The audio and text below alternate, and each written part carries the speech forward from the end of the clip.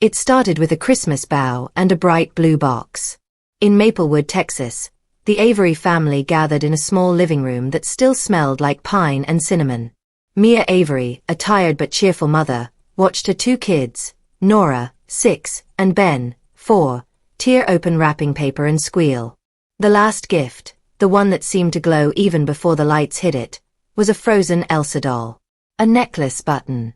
A dress that caught every shimmer. A smile that didn't blink.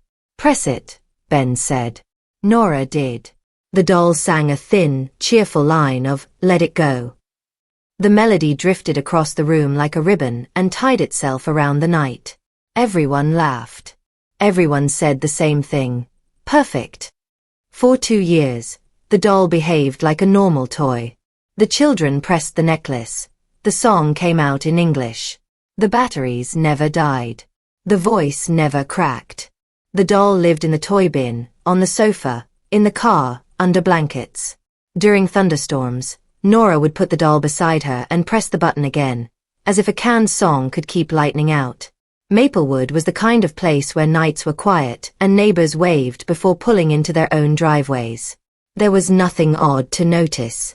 The doll sang when asked. It stayed silent when no one touched it. The family stopped hearing it like a song. It turned into wallpaper, some noise the house wore without thinking. Then, in the summer of 2015, during a power cut that left the block in thick, buzzing darkness, the doll spoke from the floor near the couch. No one had touched it. The switch on its back, Mia knew, was off. They kept it off to save battery. The doll said something bright and cheerful, but not in English. "Did you hear that?" Mia asked. "It's the radio," her husband said. Only they didn't own a radio. Nora pressed the necklace. The doll sang the same song again, this time in English. She pressed it again. Spanish. Again. English. There was no language switch.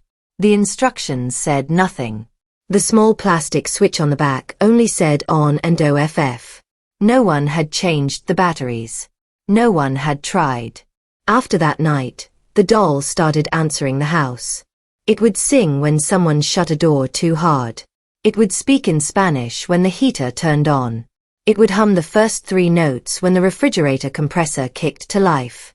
It felt like the house itself had learned a word, and that word was the doll. "It's fine," Mia told herself. "It's a glitch. Toys glitch. But some things don't feel like glitches.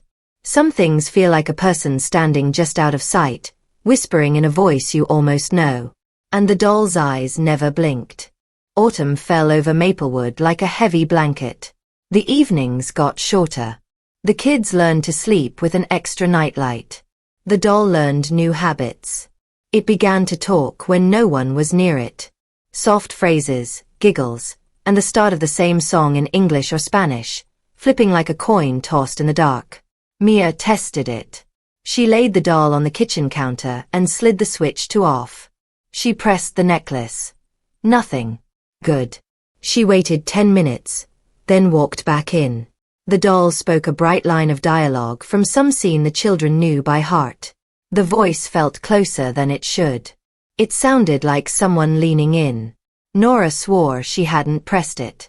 Ben said the same. "She sings by herself now," he whispered. He said it with the matter-of-fact calm children say for nightmares they haven't told anyone about. Mia replaced the toy in a fabric bin, then put the bin on a shelf. That night, at 2:14 a.m., a thin voice climbed out of the living room and walked down the hallway on tiptoes. The doll didn't sing the whole song. It never did at night. It sang like someone humming while staring out a window. In the morning, Mia checked the batteries. She peeled back a strip of tape, slid open the plastic door, and stared into a clean compartment that looked almost unused. The contacts shone like new. She tried to remember if she had ever changed the batteries. Had anyone? She couldn't be sure. The house had worn years like weeks. "I'm throwing it out," she said. "Mom." Nora clutched the doll, not in anger, but in a private kind of fear. "She's mine." Mia compromised. She wrapped the doll in an old towel and put it in the hallway closet behind a crate of winter boots. The closet was a deep rectangle that seemed to cool the air around it. She shut the door. At 3:07 p.m., while making tea, she heard the doll again, muffled, almost underwater, singing the first line in Spanish. When she opened the closet, the sound stopped. The air inside felt colder than the hallway. That weekend, Mia took the doll to the garage. She slid it into a black trash bag, then another, knotting both. She placed it deep in the garbage can under cardboard and damp newspaper. She told herself it was over. Monday was garbage day. The truck came. The can emptied. The street grew quiet. Normal quiet.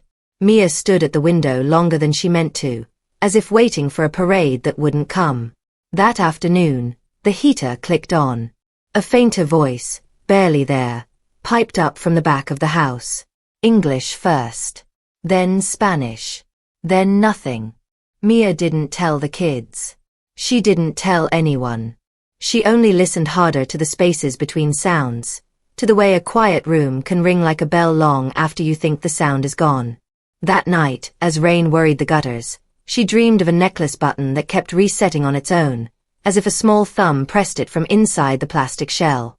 December came with thin sunlight and a trip. The Averys left Maplewood for 3 days to visit Mia's sister. They locked the doors, left the porch light on a timer, and drove away with travel mugs and the sound of their own hopeful silence. The neighborhood slept under a gray sky while they were gone. Mail built up in the box. A wind chime tapped and tapped. The garbage can stood at the curb, empty now, the lid a tongue speaking nothing. When the family returned, the backyard gate was shut, the way Mia had left it. The grass was damp. Half-melted leaves clung to the porch steps.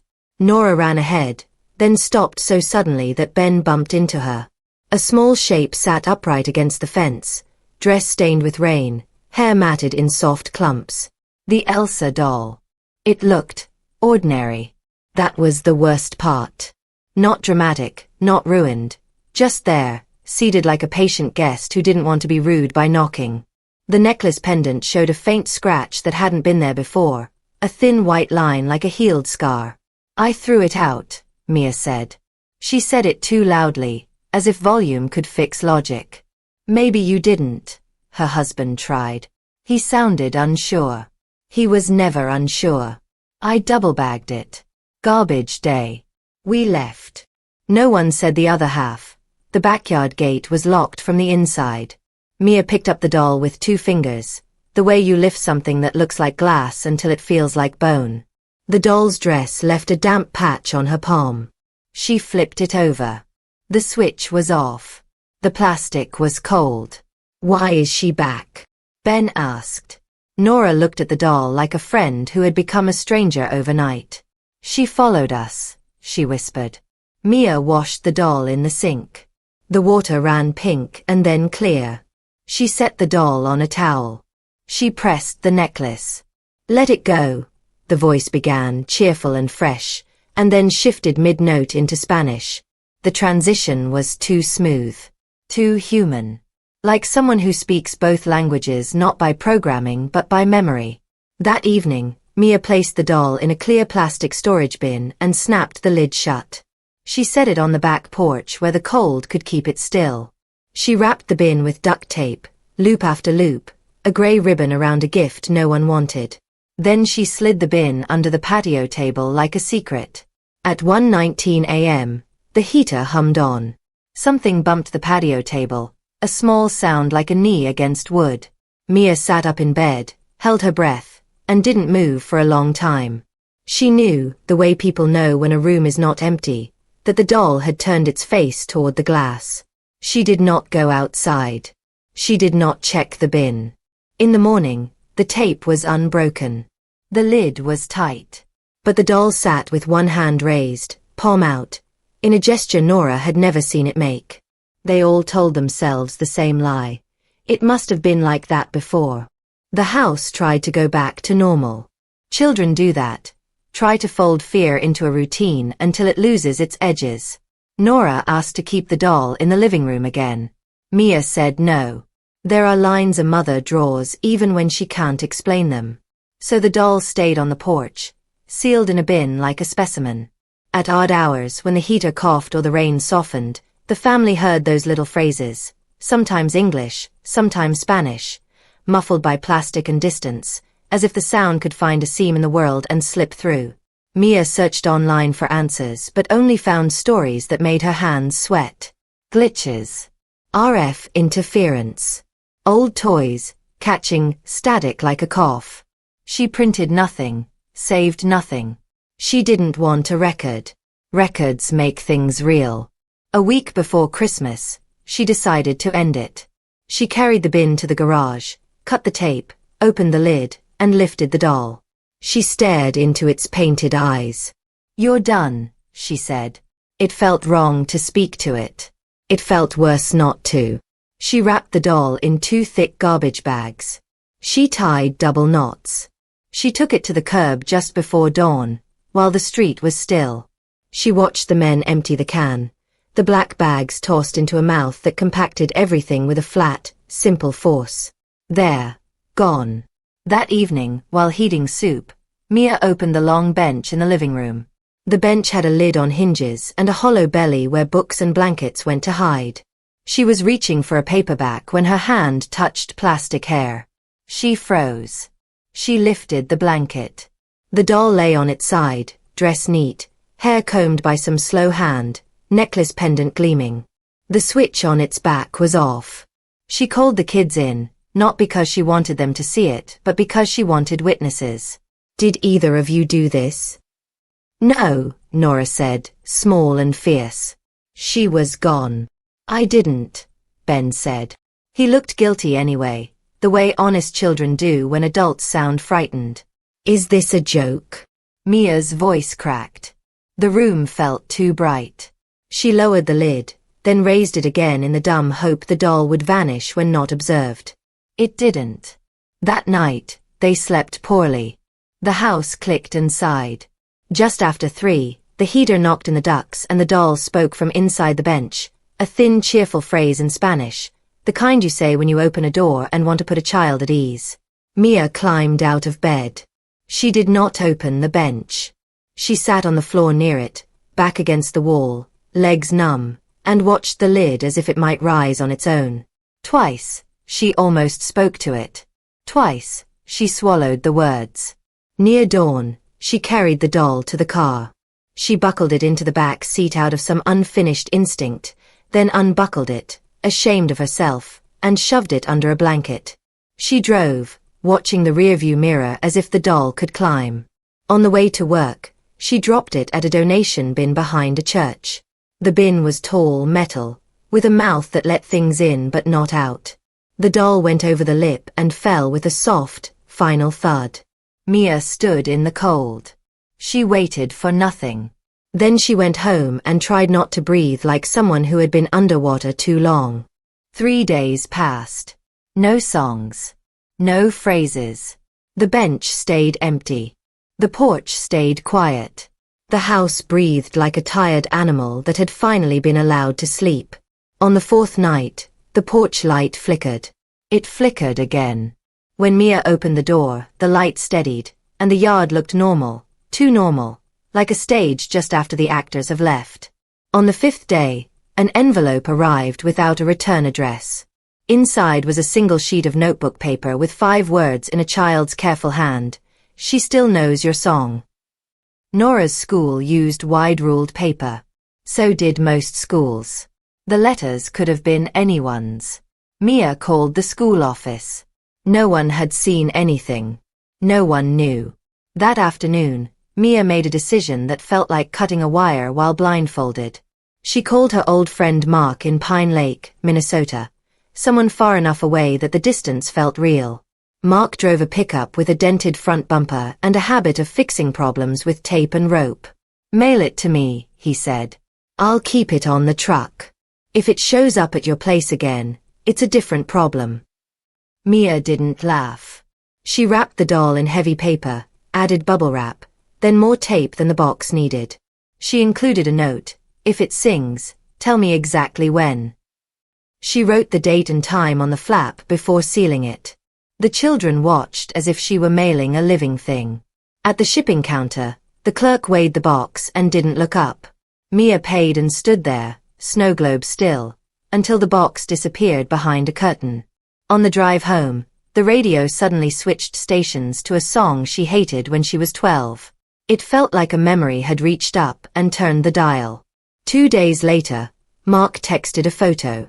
The doll was taped to the front bumper of his truck, dress fluttering like a small, defiant flag. Road test, the message read.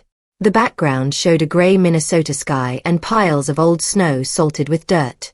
Mia exhaled for what felt like the first time in weeks. That night, at 2:31 a.m., the heater coughed awake.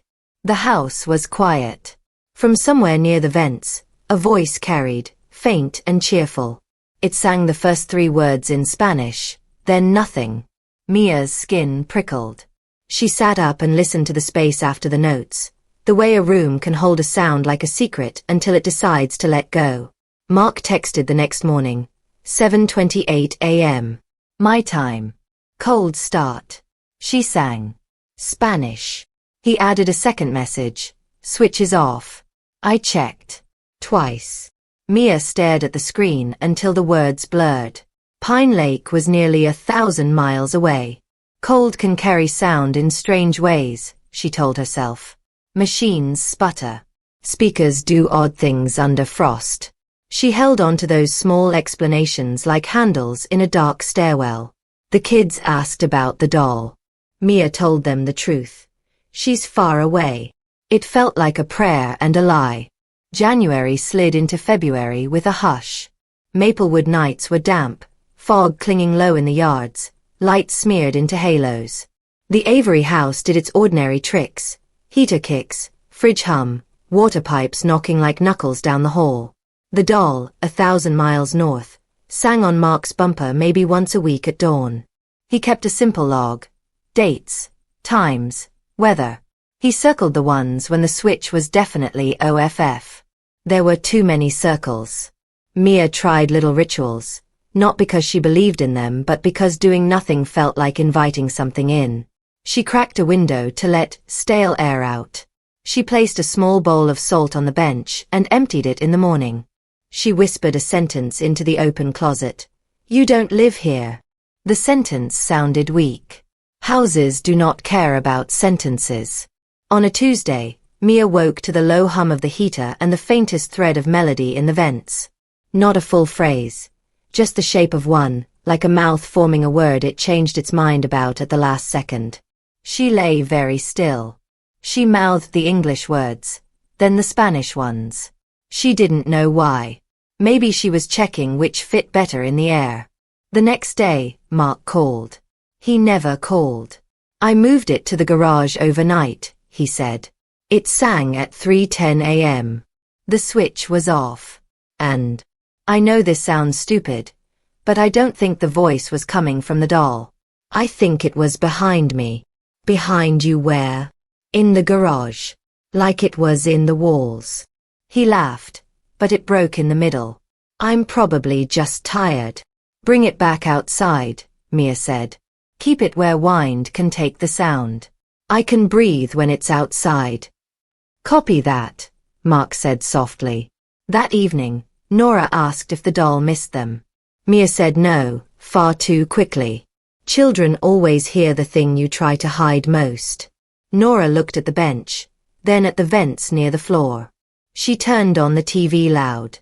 Around midnight, the porch camera recorded a glitch, 1 second of static that smeared the frame into gray ribbons.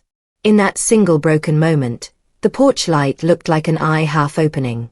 The camera recovered. The porch was empty.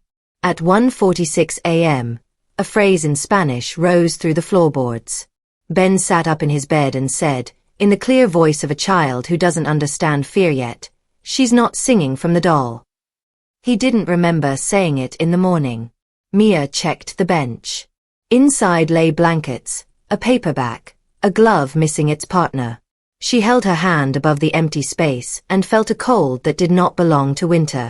She whispered again, "You don't live here." She didn't believe it. Mark texted a photo at dawn, the doll on the bumper, a thin frost lace around its hair. "Silent today," he wrote, and added a snowflake emoji, like punctuation for a sentence no one should write. For the first time since Christmas long ago, the house went 24 hours without a single note. February settled into a pattern. Mark's truck carried the doll through salt and slush. Sometimes it sang. Sometimes it didn't. He sent short updates like weather reports. Mia saved none of them. She read each one and then deleted it, as if erasing words could erase air. The Avery house softened around the absence. The bench became a bench again. The heater hummed and cooled like a living animal.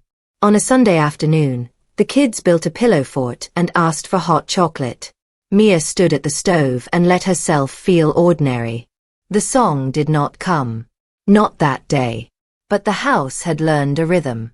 And rhythms do not disappear. They go quiet until someone taps the table just so. That night, a wind ran its hands along the eaves. The porch light flickered once. In the duct near the hallway, a tiny echo formed, the ghost of a melody, not sung, not spoken, but remembered by the metal, the way heat remembers a sun that set hours ago. Mia walked to the vent and knelt. She put her palm to the slats. The metal was warm. She could almost feel breath moving. "You don't live here," she said for the last time, and this time the words didn't sound weak. They sounded like a rule. The house did not answer. Houses never do. But sometimes silence is an answer. 2 days later, Mark sent a final text, taping the doll in a locked case, leaving it mounted to the bumper. "If she wants Texas, she has to walk." A small joke. The kind people make to keep their hands steady. Weeks passed. The doll never returned to Maplewood. The bench stayed ordinary. The vents held only heat.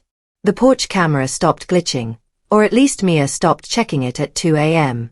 In late February, while folding laundry, Mia heard 3 notes, barely there, float from somewhere deep in the heater as it spun to life. English first, then a breath, then Spanish, then nothing. A memory, she told herself. The house remembering how to be afraid. She turned the heater off and stood in the quiet. She waited for the notes to come again. They didn't. Out back, the fence line was bare, the grass winter flat. On the porch, the storage bin sat open, empty, clean. She left it like that, an open mouth that would not speak again. When people asked what happened to the doll, Mia would smile and say, "We mailed it north." That was true, and also not the whole truth. Because sometimes what haunts a house is not the thing you throw away or the thing you tape to a truck. Sometimes it's the song the walls learn while you're sleeping. And songs don't leave with packages. They live where air moves. On the first warm evening of March, Mia opened the windows. The house breathed. From the street, somewhere far away, a car stereo drifted a melody she knew too well. She listened. She waited for the other language to cut in. It didn't. The song ended. The light fell. The day closed like a book. In Pine Lake, under a late snow and a gray sky, a truck sat in a driveway. On its bumper, inside a locked case fogged with cold, a plastic figure stared forward. The switch on its back was off. If you stood very close at dawn and put your ear to the case, you might hear the softest shape of a phrase. Not words, not a tune, just the idea of one. And if you stepped back, you would hear nothing at all. That is how most hauntings end. Not with a scream. With something that sounds like silence if you don't know what to listen for. Thank you so much for watching. If you enjoyed the story, don't forget to like, subscribe, and share with your friends. Leave us a comment for more stories like this. Your support means the world. Stay tuned for more videos.